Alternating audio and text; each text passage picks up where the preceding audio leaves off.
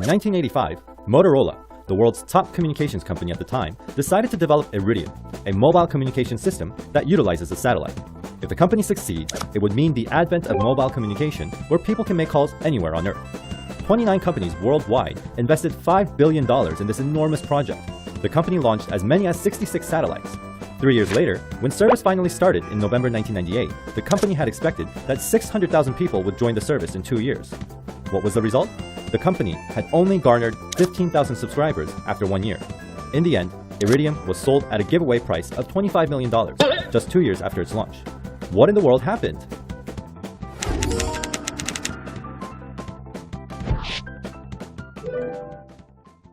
A failed venture like Iridium is called a cash trap. It refers to a situation in which a product must withdraw from the market because the company is bleeding money as it develops, produces, and distributes it. According to research conducted by BCG, a world-famous business management consulting company, half of all new products fall into a cash trap. Why so many failures? BCG summarized these 3 reasons. The first reason is that none of the companies who were blinded by the success potential tried to calculate the exact cost for new product development. 29 global companies tried to develop Iridium, but they all failed to estimate the system's exact development cost. The companies really didn't foresee any risk, as they all dumped cash into the venture and anticipated big profits in the end. They just wanted the development process to begin quickly. However, the development costs unexpectedly rose. Like this case, launching a new product usually costs more than you expect, but companies are prone to underestimate development costs as they solely focus on speed.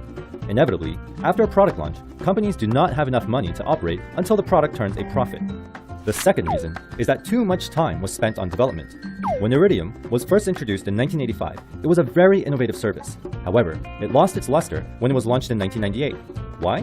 It was because competitors came up with the roaming system, which enabled people to make calls in foreign countries. Customers only had to follow a simple procedure. Of course, Iridium, which allowed people to make calls anywhere on Earth, was superior to the roaming system. But people usually didn't experience any problems with the roaming system unless they were in Antarctica or a remote jungle. More importantly, the roaming system was much more affordable than Iridium. Because of this, many people chose the roaming system over Iridium.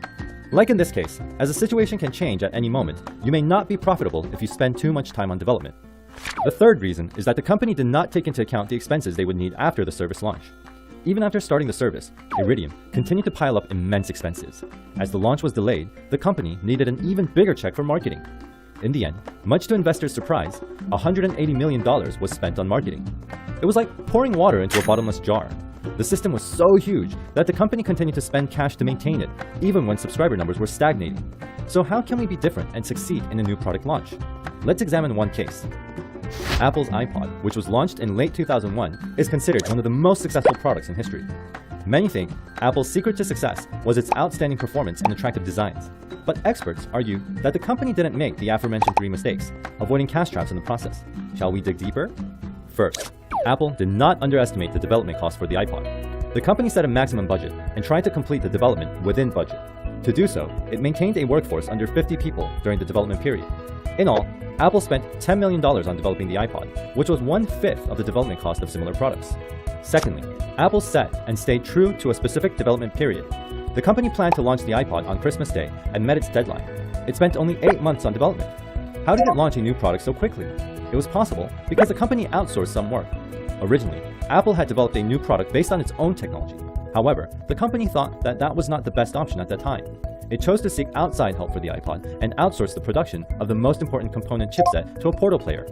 Lastly, Apple tried to reduce expenses after launching the iPod. The company inked a contract with the Japanese company Toshiba while it was developing it. At that time, Toshiba was the only manufacturer of iPod's mini hard drive. Apple received assurances from Toshiba that it would provide the mini hard drive only to Apple for 1.5 years after the product launched.